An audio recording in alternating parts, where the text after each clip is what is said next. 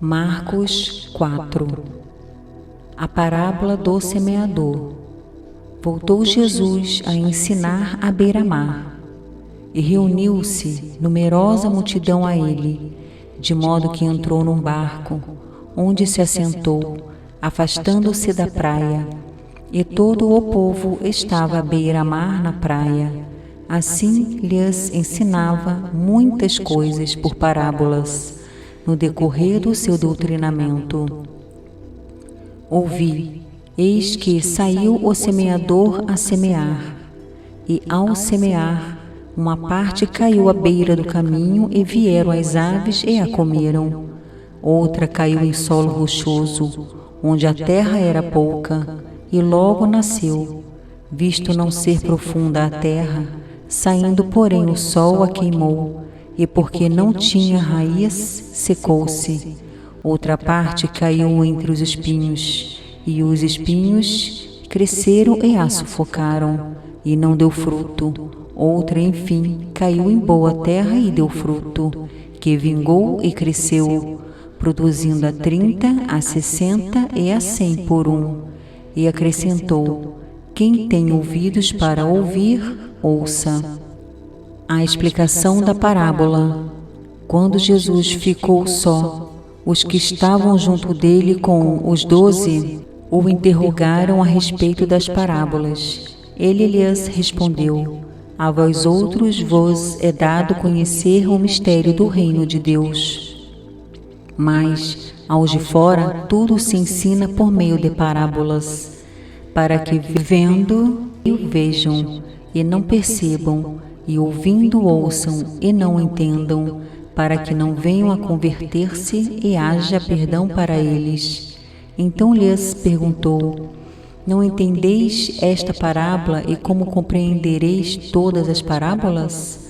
O semeador semeia a palavra. São estes os da beira do caminho, onde a palavra é semeada. E enquanto a ouvem, logo vem Satanás e tira a palavra semeada neles. Semelhantemente, são estes os semeados em solo rochoso, os quais, ouvindo a palavra, logo a recebem com alegria, mas eles não têm raiz em si mesmos, sendo antes de pouca duração, em lhes chegando a angústia ou a perseguição, por causa da palavra, logo se escandalizam. Os outros, os semeados entre os espinhos, são os que ouvem a palavra, mas os cuidados do mundo, a fascinação da riqueza e as demais ambições, concorrendo, sufocam a palavra, ficando ela infrutífera. Os que foram semeados em boa terra são aqueles que ouvem a palavra e a recebem, frutificando a 30, a 60 e a 100 por um. A parábola da candeia. Também lhes disse: vem porventura a candeia para ser posta debaixo do alqueire ou da cama?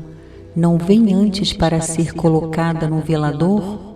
Pois nada está oculto, senão para ser manifesto, e nada se faz escondido, senão para ser revelado. Se alguém tem ouvidos para ouvir, ouça.